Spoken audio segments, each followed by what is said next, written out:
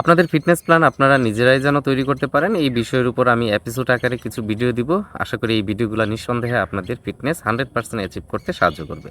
আজকে কথা বলবো রানিং নিয়ে। সপ্তাহে আপনারা কতদিন রানিং করবেন, কোন ধরনের রানিংগুলো করবেন, এই বিষয়টা নিয়ে আজকের এই আলোচনা। তো এই বিষয়টা যাওয়ার আগে আমাদের একটা জিনিস চিন্তা করতে হবে যে আসলে টোটালি আমরা সপ্তাহে কতদিন রানিং করব এই জিনিসটা ডিপেন্ড করে তিনটা বিষয়ের উপর। সর্বপ্রথম যে বিষয়টা নিয়ে আলোচনা করব সেটা হলো যে আমাদের কার্ডিও সিস্টেম বা আমাদের ইন্ডুরেন্স সিস্টেমটা কী পর্যায়ে আছে সেটার উপর। যেমন ধরেন আমরা কিন্তু অল্পতেই বুঝতে পারি যে আমাদের যদি রানিং বা আমাদের ইন্ডুরেন্স সিস্টেমটা যদি দুর্বল থাকে তাহলে আমরা অল্পতে হাঁপিয়ে যাই। যেমন এইভাবে কিন্তু আপনারা অনেকে আমাকে নোটিস করেন যে আমি অল্প একটু রানিং করলে বা একটা দুইটা রান নিলাম তারপরে আমি হাঁপিয়ে উঠি, বা আমি সিঁড়ি দিয়ে একটু উঠলেই হাঁপিয়ে উঠি। তার মানে এইখানে আপনার সপ্তাহে 3 থেকে 4 দিন রানিং সেশন রাখতে হবে। আর এটা যেন অবশ্যই একরকম রানিং না হয়। এখানে আপনার বিভিন্ন রকম রানিং আছে, যেমন circle base run, shuttle run, এবং আমরা কন্টিনিউয়াস রানিংটাও এখানে একদিন রাখতে পারি।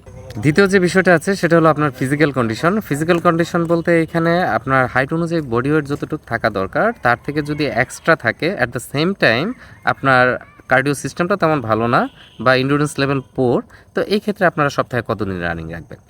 তো এই বিষয়টা জানার আগে ছোট্ট আরেকটা জিনিস আপনাদেরকে জানতে হবে, সেটা হলো যে আমাদের যখন হাইট অনুযায়ী ওয়েট যতটুকু থাকা দরকার তার থেকে এক্সট্রা যদি বডি ওয়েট থাকে, এক্ষেত্রে আপনার 1 পাউন্ড এক্সট্রা ওয়েটের জন্য আমাদের লোয়ার বডিতে যেমন অ্যাঙ্কেল, নি বা হিপ জয়েন্টের উপর 4 পাউন্ড প্রেশার বেশি ক্রিয়েট হয়।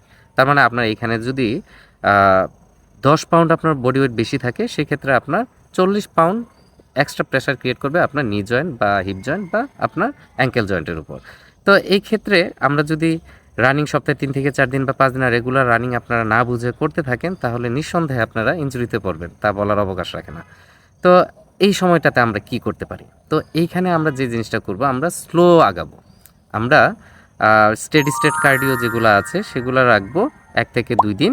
সাথে সাথে আমাদের এই লোয়ার বডির যে মাসেলগুলো আছে সেগুলো স্ট্রেংথ ডেভেলপ করার কাজ আপনাকে অবশ্যই করতে হবে। যেমন আমাদের এখানে কাপ মাসেল আছে, হ্যামস্ট্রিং, কোয়াড্রিসেপ, তো এই মাসেলগুলো স্ট্রেংথ ডেভেলপ করার মাধ্যমে এবং পাশাপাশি খাদ্য অভ্যাস চেঞ্জ করার মাধ্যমে আমাদের বডি ওয়েটটাও কিছুটা কমাতে হবে। দেন আমরা আস্তে আস্তে বিগিনার থেকে ইন্টারমিডিয়েট দেন অ্যাডভান্সে যাব। 3 নাম্বার যে বিষয়টা আছে এটা অনেক গুরুত্বপূর্ণ একটা বিষয় এবং বোঝার অনেক কিছু আছে। আর এই জিনিসটা যদি আপনারা পুরোপুরি বুঝে যান তাহলে খুব সহজে 1 সপ্তাহে আপনারা কতদিন রানিং রাখবেন, কোন ধরনের রানিংগুলো রাখবেন, খুব সুন্দর করে আপনারা শিডিউলটা করতে পারবেন। তো আজকে আর আপনাদের মাথায় এত প্রেশার দিলাম না। আজকের ভিডিও এই পর্যন্তই। ইনশাল্লাহ 3 নাম্বার ভিডিও নিয়ে অতি শীঘ্রই আপনাদের সামনে উপস্থিত হব। ততক্ষণ পর্যন্ত আপনারা সবাই ভালো থাকুন। আল্লাহ হাফিজ।